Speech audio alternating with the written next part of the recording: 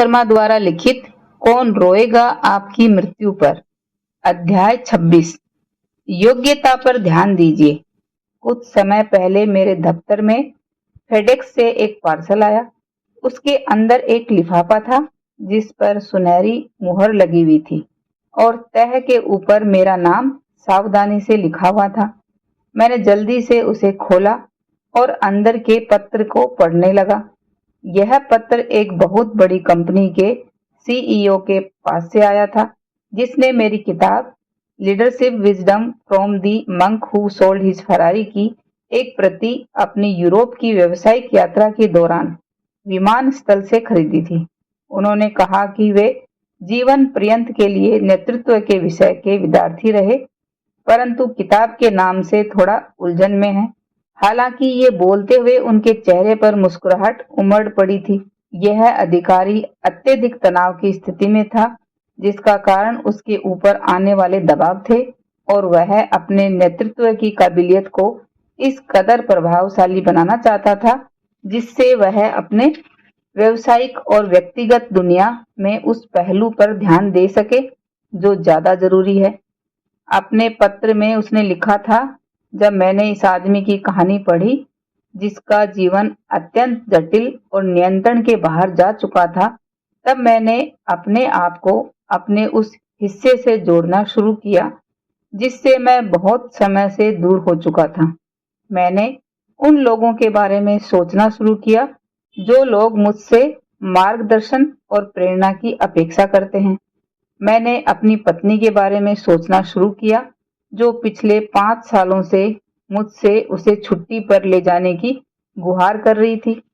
मैंने उन 3 बच्चों के बारे में सोचा जिन्होंने अपने पिता को उनके सबसे बेहतरीन सालों में सिर्फ सफलता की काल्पनिक सीढ़ी पर चढ़ते देखा था। मैं अपने आप को एक शक्तिशाली इंसान समझता हूँ, परंतु जैसे जैसे मैं आपकी किताब पढ़ता रहा, मेरी सिसकियां निकलने लगी। मैं रोने लगा, पहले हौले से, फिर मेरा रोना नियंत्रण के बाहर हो गया। इतना तीव्र कि मेरे परिचारक को अंदर आकर मुझसे पूछना पड़ा कि मेरे साथ सब कुछ ठीक था। सीईओ बोलता रहा, वह क्षण मुझे जगाने वाला समय था, वह अनुभव जिसको मैं अपने साथ तब तक रखूंगा जब तक मैं मर नहीं जाता। मुझे मालूम था कि जिस प्रकार मैं नेतृत्व कर रहा हूँ और जिस प्रकार मैं जीवन जी रहा हूँ, उसमें मुझ में कुछ गंभीर परिवर्तन लाने की आवश्यकता है। अतः इस उड़ान में 35,000 फीट आसमान की ऊंचाइयों में दुनिया से ऊपर मैंने अपने आप से एक वादा किया कि मैं इस बात का पूरी निष्ठा से पालन करूंगा कि सिर्फ जीवन की बुनियादी बातों पर ध्यान दूं और अपने जीवन में आने वाले उन अगिनत विघ्नों को हराते हुए सिर्फ अपने आप को उन क्रियाओं पर केंद्रित करूं जिनमें वह शक्ति है जो मेरे काम करने के ढंग में परिवर्तन ला सके।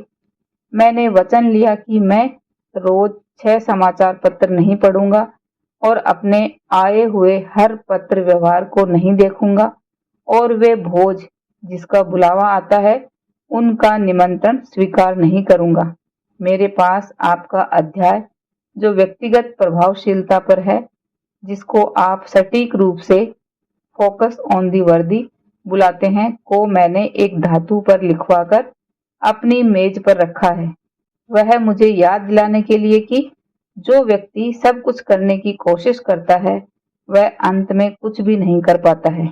मैं आपको बता नहीं सकता कि तब से मेरा जीवन कितना बेहतर हो गया है जब मैंने इस सरल फलसफे के साथ जीना शुरू किया है। धन्यवाद। समय आपके उपभोग की सबसे आवश्यक वस्तु है, फिर भी लोग इस प्रकार जीते हैं जैसे हमारे पास समय की प्रचुरता है। अपने जीवन का नियंत्रण हाथ में लेने के लिए आवश्यक है कि अपना ध्यान वापस अपने उद्देश्य पर केंद्रित कर सकें। चीजों को करने का असली रहस्य इस बात को जानने में है कि क्या नहीं करना चाहिए। एक बार आप अपने दिन का समय उन उच्च कार्यों के संपादन में लगाएंगे और प्राथमिकता देंगे तो वह आपके जीवन के उद्देश्य और धरोहर को पूरा करने में सहायता देगी। और आपके जीवन को बदल देगी।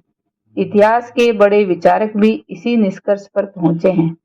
महान ज्ञानी कन्फ्यूशस का कहना है, एक इंसान जो दो खरगोशों के पीछे भागता है वह एक को भी नहीं पकड़ पाता है। रोमन दार्शनिक मार्क्स ऑरेलियस ने कहा था, आप अपनी व्यस्तताएं कम कर दीजिए अगर आपको जीवन में शांति की तलाश है। पीटर ड्रकर ने ज्ञान के बिंदु के रूप में एक दूसरे ही तरीके से लिखा है, जिस कार्य को करने की आवश्यकता नहीं है उसे पूरी क्षमता के साथ करने से ज्यादा निरर्थक कुछ भी नहीं है। अध्याय 26 की समाप्ति।